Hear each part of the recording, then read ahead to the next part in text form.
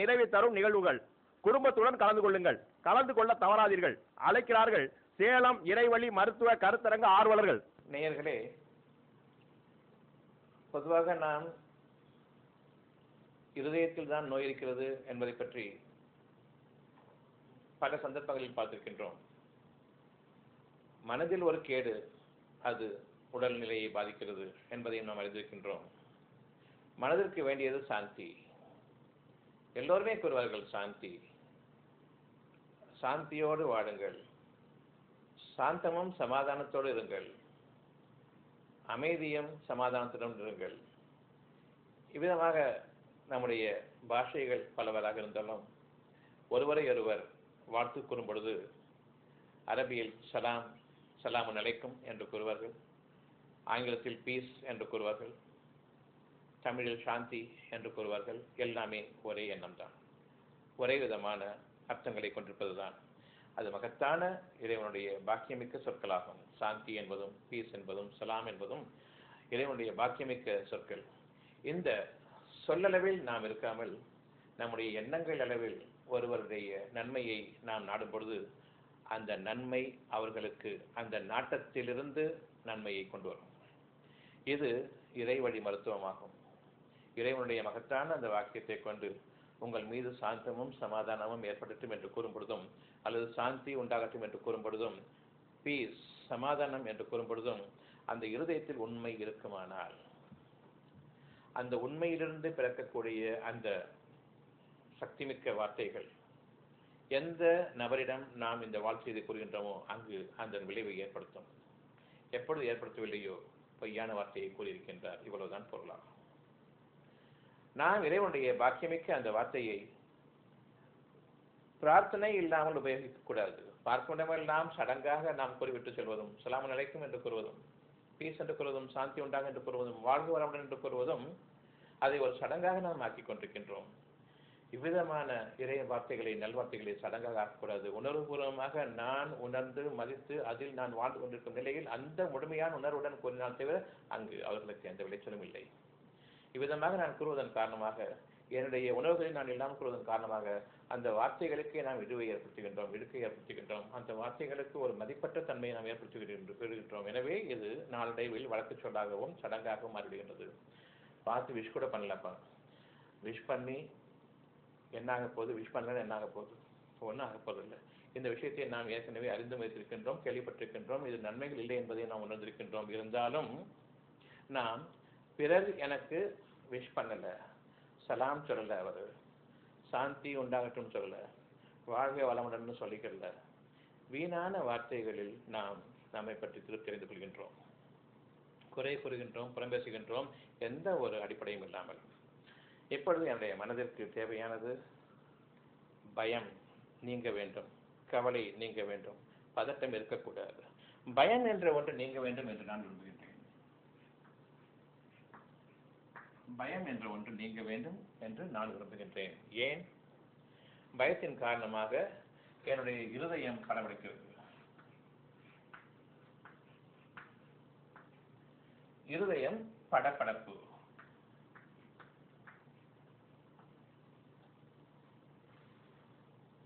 அது மட்டும்தானா இருதயத்தின் படபடப்புக்கு? வேறு என்ன காரணம்? ஆத்திரமும் கோபமும் நான் அடைகின்றேன்.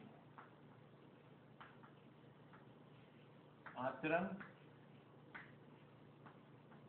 கோபம், பயமும் இருதயத்தின் படபடப்பு காரணமாகிறது. ஆத்திரமும் கோபமும் இருதயத்தின் படபடப்புக்கு காரணமாகின்றது. எனக்கு கவலை என்ற ஒரு உணர்வும் இருக்கின்றது. நாளைக்கு வயிற்றுக்கு ஏதேனும் உணவுக்கு வழி இல்லாமல் ஆகிவிடுமோ என்ற கவலை, அந்த கவலையும் இருதயத்தின் படபடப்புக்கு காரணமாகின்றது. இருதயத்தின் இயக்கத்திற்கு அதனுடைய கேடுக்கு காரணமாக அமைகின்றது கவலை. இந்த கவலை இருதயத்தை பாதிக்கின்றது, பயம் இருதயத்தை பாதிக்கின்றது, ஆத்திரமும் கோபம் இருதயத்தை பாதிக்கின்றது. இன்னும் துக்கம், இந்த துக்கமும் இருதயத்தை பாதிக்கின்றது. இனி இந்த இருதயத்தில் இருந்துதான் உங்களுடைய இரத்த ஓட்டம் வெளிப்படுகின்றது. இந்த இருதயத்திலிருந்து தான் இரத்த ஓட்டம் வெளிப்படுகின்றது.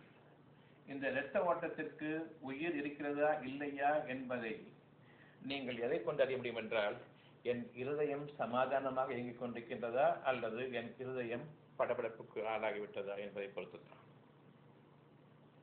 இருதயத்தில் எப்போது படபடப்பு இருக்கிறதோ உயிர் போகும்பொழுது துடிக்கும். என்னுடைய உடல் உறுப்புகள் முறையாக இயங்குகின்றன. ஆனால் உயிர் போய்விட்டால் துடிக்க ஆரம்பிக்கும், வேகமாக துடிக்க ஆரம்பிக்கும். இறக்கும் தருவாயில் அது வேகமாக துடிக்க ஆரம்பிக்கும்.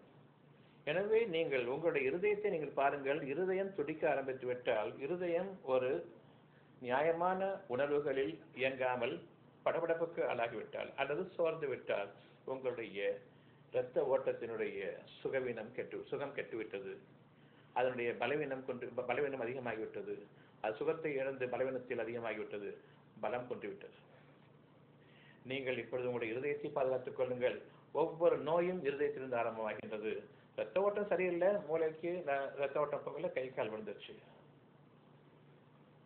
இரத்த ஓட்டம் இருதயத்துக்கு போகல, heart attack, massive heart attack. கால்களில் புண்ணு வந்திருக்கு, இரத்த ஓட்டம் இல்லை, கால்களில் புண்ணு வந்திருக்குது. இரத்த ஓட்டம் இல்லை என்பதில்லை, இரத்த ஓட்டத்தில் உயிரோட்டம் இல்லை. உயிர் இல்லை, இரத்த ஓட்டம் இருக்கிறது, உயிர் இல்லை. கை கால்கள் மறுத்துவிட்டால் இரத்த ஓட்டம் இல்லை என்று கூறுகிறார்கள். அவ்விதமாக அல்ல, கையை அறுத்து பாருங்கள், ரத்தம் கொட்டும், உயிரோட்டம் இல்லை என்று அறிந்து கொள்ளுங்கள். இருதயம் படபடப்புக்கு உள்ளாகும் பொழுது உயிரோட்டம் கெட்டுவிடுகின்றது.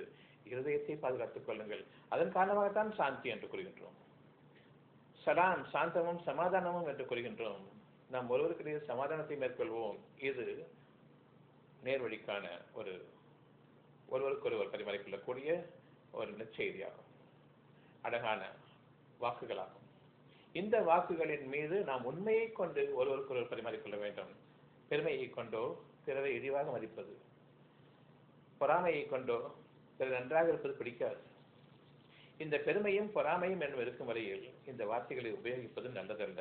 எனக்கு நானே பெரும் படியை சுமத்திக் கொள்வதாகும். இறைவனுடைய கோபத்திற்கும் அவனுடைய அதிருப்திக்கும் நான் ஆளாகி விடுவேன். ஏனென்றால் மகத்தான பாக்கியமிக்க இறை வழிக்குரிய ஒரு சொல்லாகும் சாந்தி என்பதும் சமாதானம் என்பதும் சலாம் என்ற வார்த்தையும் இறை பாக்கியங்களில் உள்ள வார்த்தைகளாகும். அந்த வார்த்தைகளை தவறாக நாம் பிரயோகிக்க கூடாது. நாம் பிறர் மீது பொறாமை கொண்டிருக்கும் பொழுது சாந்தி உண்டாகட்டும் என்ற அந்த வார்த்தை தவறான வார்த்தை.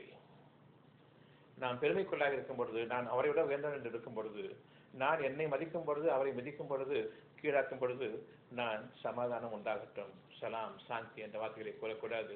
யாரொருக்கு பெருமையும் பொறாமையும் இல்லையோ, எல்லோரும் நன்றாக வாழ வேண்டும் என்ற அந்த தாராள குணம் இருக்கின்றதோ அவர்கள் மட்டும்தான் இந்த வார்த்தைகளை கூற வேண்டும். இதற்கப்பால் நாம் கூறுவோமேயானால் நமக்கு நாமே அநியாயம் செய்து கொண்டவர்கள், இறைவனுடைய அதிருப்திக்கு ஆளாகுவார்கள், அவனுடைய கோபத்திற்கு மேல் கோபத்திற்கு ஆளாகுவோம். நான் என்ன பாவம் செய்தேன் என்று கூறுவோமே, இந்த பாவம்தான். உங்களிடம் இல்லாத ஒன்றை வீணாக, அதுவும் இறைவனுடைய பாக்கியமிக்க சொல்லை தன்னை பிறருக்கு ஒரு நல்லவராக அறிமுகப்படுத்திக் கொள்ள வேண்டும் என்பதற்காக, ஒரு விளம்பரத்திற்காக நீங்கள் கூறுகின்றீர்களே சாந்தி உண்டாகட்டும், சமாதானம் உண்டாகட்டும் என்று, உண்மையில் நீங்கள் அதை விரும்புவார்களா? பெருமையும் பொறாமையும் கொண்டு நாம் வாடும் காலமெல்லாம் இதனை நாம் விரும்புவோம் என்று கூறுவது நமக்கு நன்மையாக ஆகாது. இப்பொழுது பாருங்கள், இருதயத்தினுடைய படபடப்புக்கு காரணம், நான் ஒருவருக்கு பொறாமையுடன் இருக்கும் பொழுதும் என்னுடைய பெருமையில் இருக்கும் பொழுதும் சாந்தி உண்டாக என்று கூறினால் அந்த நிமிடமே இதயம் அடி வாங்குகிறது.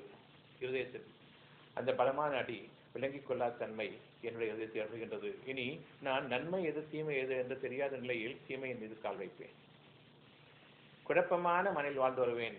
என்னுடைய ஹோல் லைஃப், முழுமையான என்னுடைய வாழ்க்கை ஒரு சூதாட்ட களமாக ஆகிவிடும். நன்மை தீமை எப்பொழுது எனக்கு தெரியவில்லையோ, இனி நான் I am living a game of life, a chance of life.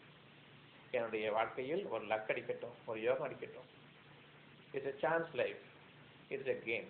அந்த மாதிரி ஒரு விளையாட்டாக, அதாவது ஒரு சூதாட்ட களமாக என்னுடைய வாழ்க்கையை நான் ஆக்கி கொண்டிருக்கின்றேன்.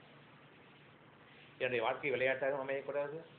என்னுடைய வாழ்க்கை ஒரு அதிர்ஷ்டம், அடித்தால் அடிக்கட்டும், இல்லை என்றால் போய்விடுகின்றேன் என்ற அந்த அளவில் சூதாட்டமாக ஆகிவிடக்கூடாது. என்னுடைய வாழ்க்கை அர்த்தமுள்ளதாக அமைய வேண்டும். மற்ற மனிதர்களுக்கு ஒரு முன்மாதிரியாக அமைய வேண்டும். எந்த நோயும் உங்களுக்கு இல்லை, இருதயத்தில் மட்டும்தான் நோய்.